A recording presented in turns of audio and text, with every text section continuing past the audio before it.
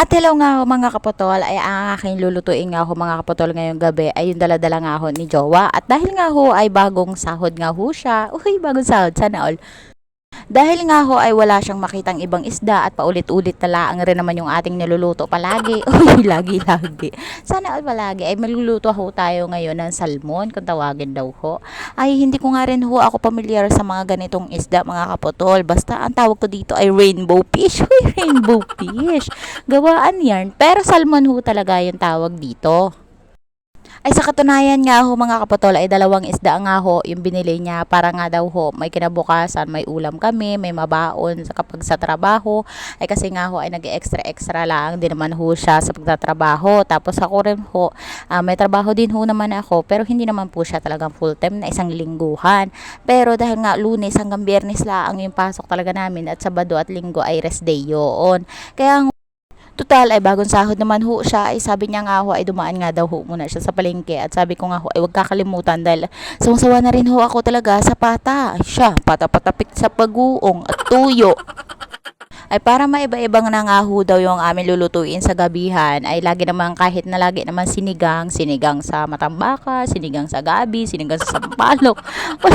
Ay kahit nga humauta-uta kami sa sinigang, ay basta ho, may higop sagaw at sinigang.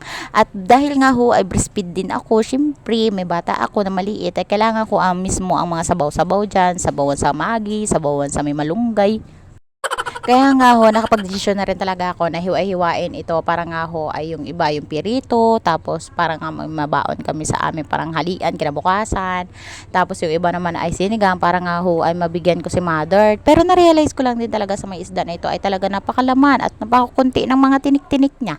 At ito na nga ho mga kapotol ay bago ko nga ho isalang tong sinigang ay nagsalang ho muna ako ng sinaing dahil nga rin ho, sakto rin ho talaga na kararating-rating laang din naman namin galing sa trabaho work yarn ay talaga naman na hindi pa ho kami talaga nakasaing. At pagkatapos ko nga hong hasanga, bitukahan, yung mga ganito na isda na salmon natin, ay inihaw ko nga ho para sa akin dugi-dugi.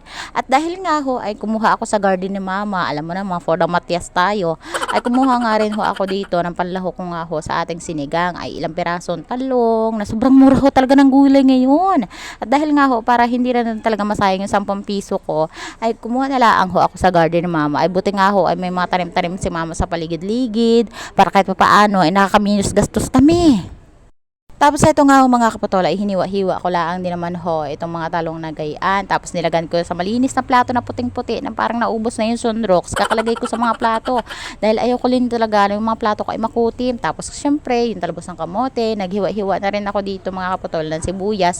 Sibuyas lang din naman yung nalalagay ko kapag sinigang. Kasi nga hindi naman natin pwedeng lagyan ng bawang. Alam nga naman hindi naman adobo ang ating salmon. Tapos, syempre nga, ay minsan lang rin naman ako makakaluto ng ganitong isda. Ay sabi ko nga ho, ay hindi rin ho talaga ako makamove on doon sa dati na binili ni Aljo na salmon dati na pagkalaki-laki. Tapos kinaumagahan nga ho, ay pagkagising namin ay wala na yung mga pinirito. Yung pala ay nadanggit na rin talaga ng magaling na pusa. Siyempre, naghugas-hugas ako dito ng mga kung ano-anong meron sa may hapagkainan namin at kung mayroong mga dito sa may banggirahan namin na pagkaliit-liit na nga ay punong-puno ng hugasin. Ay hindi lang rin ako makakatulog mga kapotol kapag marami din talagang hugasin dahil pagkagising mo ay hugasin pa rin. Bakit hindi mo nalinisin agad bago ka matulog, o di ba?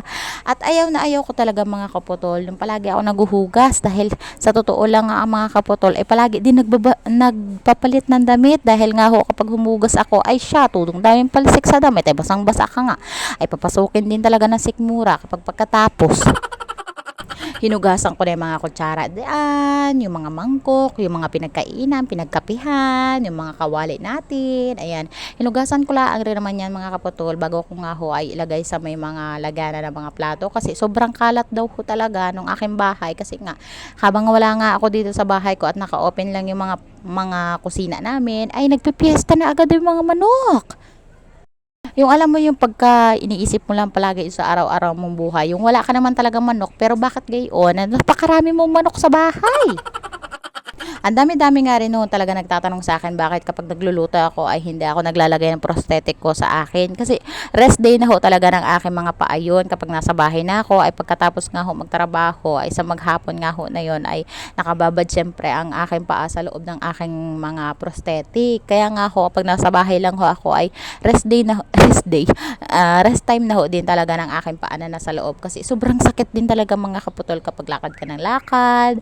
Syempre matigas yun, bakal yun. Kaya kung nakikita nyo ako mga kaputol na nakaluhod, ay gayaan laang ho ang aking mga pinagagawa sa buhay. At syempre, iuhuli natin yung mga pinirito. Tapos nag-ready na rin ako dito ng mga gayaan. Tapos pagkatapos nga maluto mga kaputol, ay eto na nga yung kinalabasan. Ay tignan nyo naman ang texture, ay sobrang sarap ho niyan. Ay sabi ko nga ho kay Jowa, ay kahit na anong diet ko nga ho, ay hindi ko kaya din talaga. Kasi nga ho, ay panay din talaga ang paluto niya sa akin. Tapos, syempre, content creator tayo, ay siya, tapos ang content natin ay luto-luto. Paano ka naman makakadiet? Ay habang tumatagal, ay palapad-lapad ang aking katawan. At maraming salamat. Thank you. Kensan ni!